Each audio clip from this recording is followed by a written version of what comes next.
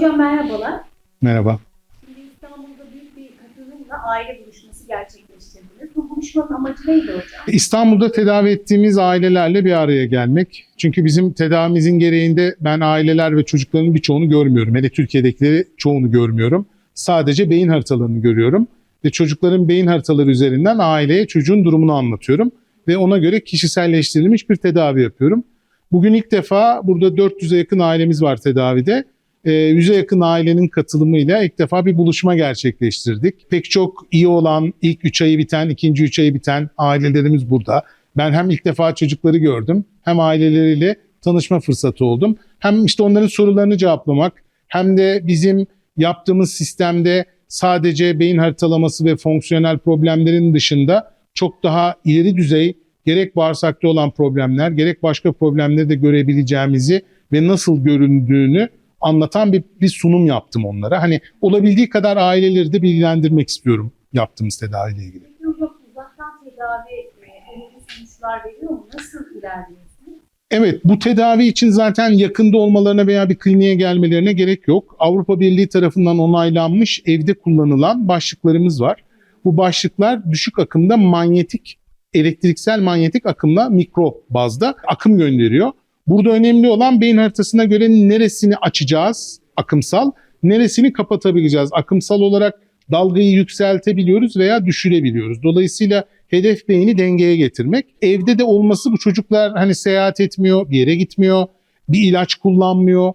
Yan etkisi yok denecek kadar az, sadece var olan fonksiyonel değişimlerden etkiler oluyor. Bunun dışında başka hiçbir şey yok ve kalıcı olarak değişiyorlar. Yani çalışan fonksiyon mesela konuşmuyordu, konuşmaya başladı. Konuşmaya devam ettiği sürece, o fonksiyon çalıştığı sürece kaybetmiyorsun fonksiyonu. Evet hocam. Bundan sonraki çalışmalar neler olacak hocam? Şimdi İstanbul'da bir buluşma gerçekleşti ama tabii bu tür aileler Türkiye'nin her yerinde ve dünyada var. Evet. Bunlarla ilgili ne tür çalışmalar yapıyorsunuz? Şimdi bugün zaten ben yaklaşık %30 buraya gelen ailenin İstanbul dışından geldiğini, Isparta, İzmir, Antalya, ülkemizin farklı şehirlerinden sırf beni görmek için geldiklerini gördüm. Zaten Türkiye genelinde dediğim gibi bu 400 aile dağınık. Hani İstanbul az, hatta az denilebilecek kadar İstanbul'un büyüklüğüne göre. Şimdi bundan sonraki hedefimiz, bu yılbaşına kadar biz biraz haritalamada yavaş kalıyoruz. Çünkü beyin haritaları çok zor çıkıyor. Bunu çıkarabilen ekip çok az bir ekip. Şimdi onu biraz hızlandırmaya çalışıyoruz. Yani bekleyen bir 500-600 ailemiz var sonuçlarını. Biz bu ailelerin sonuçlarını ulaştırdığımızda yılbaşında 1000'e yakın ailemiz sırf İstanbul'da tedavinin içinde başlamış olacaklar. Buna göre ilerleyeceğiz. Tabii benim hedefim zaman içinde bu tedavimizin devlete, belediyelere, hani ailelere, gerek maddi durumu daha kötü olan, gerek sıkıntıda olan ailelere yayılabilmesi. Çünkü hani herkesin anlaması gereken şey şu: eğitim evet gerekiyor ama kapalı olan nörona, kapalı olan fonksiyona eğitimle açamayacaksınız. Bırakın nöromodülasyon tarzı bir sistem, benim yaptığım tedavi gibi bir sistemle fonksiyonları açalım. Ondan sonra istediğiniz eğitim verin. Zaten alacak. Zaten ihtiyacı olan o. Evet hocam. Peki mesela bundan bu tedavilerle ilgili devletten destek alıyor musunuz ya da herhangi bir üst yönetimden? Hayır, maalesef hiçbir yerden alamıyorum. Ben şahsi olarak her ay 3 aileye ücretsiz hem beyin haritası çekiyorum, hem başlıkları gönderiyorum, hem tedavileriyle ilgileniyorum. Ve bunu bir seferlikte yapmıyorum. Yani o çocuk artık çıkana kadar bizde. Yani ilk 3 ayı bitince devam ediyoruz, ara veriyor. Tekrar ikinciyi çekiyorum ve devam ediyorum. Tabii ben bunu kendi imkanlarımla yapıyorum. Hedefim bu imkanların gerek devlet gerekse diğer kurumlar tarafından desteklenmesi ve bizim daha fazla çocuğa, çünkü gerek dövizin artışı ailelerimizi zorda bırakıyor. Çünkü bizim bütün sistemimiz Avrupa'da, İngiltere üzerinden çalışıyor. Dolayısıyla hani burada ailelere destek olabilmek için ben her ne kadar elimden geleni yapsam da hani okyanusta bir damla gibisiniz.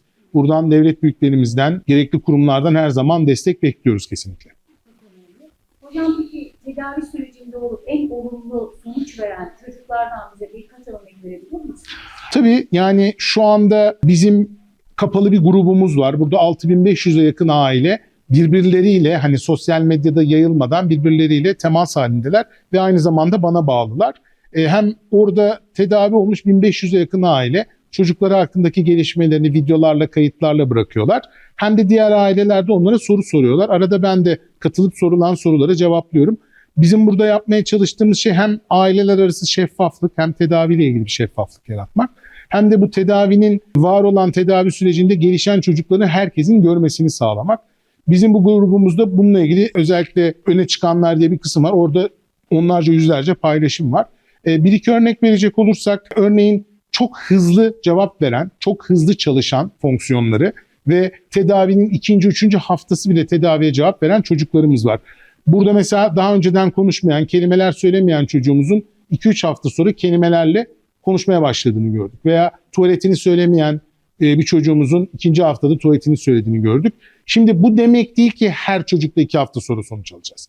Her çocuğun durumu farklı ve dalgaları farklı olduğu için kiminde 2 haftada, kiminde 1 yıl sonra o etkiyi göreceksiniz. Dolayısıyla bu kişiselleştirilmiş tedavinin hedefi hepsini olduğu yerden bir adım basamak basamak yukarı çıkarmak. Vereceğimiz örneklerin için o kadar çok çocuğumuz var ki en belirgin olan işte 14 yaşında İngiltere'de yaptığımız tedavide tamamen iyileşen bir çocuğumuz. Bu çocuğumuz bize ilk geldiği zaman kelimeler var ama anlamsız konuşuyordu. Farkındalık çok kapalıydı. Öğrenme yok denecek durumdaydı. Hiçbir şey öğrenemiyor, hiç ödev yapamıyordu ve özel eğitimdeydi İngiltere'de. Bizim yaptığımız 3 kur, 30'ar seanslık, yani 1,5 yıl sürdü toplam. 3 ay tedavi, 3 ay bekleme gibi düşünürseniz. 1,5 yılın sonunda, ilk yapılan 3 ayın sonunda algısı açıldı. 2. grupta öğrenmeler açıldı. 3. grupta tamamen bütün takıntılar, bütün problemler kayboldu. Şu anda devlet bu çocuğu normal okula aldı. Özel okuldan çıkardı. Artık bu çocukta hiçbir problem yok. Bu çocuğa niye bu tanı konmuş? Hatta ne olduğunu anlamadıkları için hani bu çocuk niye bu okuldaymış dediler. Çocuk şu anda normal okulda. Tek sorunumuz tabii 13 yıllık bir farkında olmayışlık var. 13 yıldır yaşamamış. Yani mesela işte bizi görüyor. İşte bana Alptekin abi diyor, sen Funda ablayla önce nişanlandın sonra mı evlendin? Hani biz onun o kavramları anlamaya çalışıyoruz. İşte amcası, halası, teyzesi, aile, bunlar kim? Şimdi bu açığı kapattıktan sonra inanılmaz da bir matematik hafızası var, bilgisayar hafızası var. Onu kodlama bilgisayar kurslarına yönlendirdik. Çok başarılı oluyor. Hani bundan sonra artık yaşayarak öğrenecek. Çünkü hem öğreniyor, hem muhakeme yapabiliyor, hem çok güzel konuşup kendini ifade edebiliyor. Hiçbir sorunu kalmadı. Sadece açığı kapatacak. Evet, hocam şimdi aileler için de büyük konu. Çocukların Evet. yaşam kalitesi için de çok önemli bilgiler verdiniz. Size ulaşmak isteyen aileler muhakkak ki pek çok kişi daha farkında değildir ya da Evet. ulaşamıyordur. Onlara bir mesajınız var mı ve size nasıl ulaşabilir? Tabii ki internetten benim adımı yazdıklarında çok kolay benle ilgili birçok bilgiye ulaşacaklar. Pek çok yayına ulaşacaklar. İngiltere'de 4-5, Türkiye'de 7-8 asistanım telefonlara bakıyor. Fakat inanılmaz telefon alıyoruz. Çünkü sırf Türkiye değil, Avrupa ve dünya genelinden telefonlar alıyoruz. Bazen bizi arayıp ulaşamıyoruz diyen var. Bunun sebebi bir, İngiltere saatiyle biz 11'de işe başlıyoruz. Yani Türkiye'de 1 oluyor saat. Kışın 2 oluyor.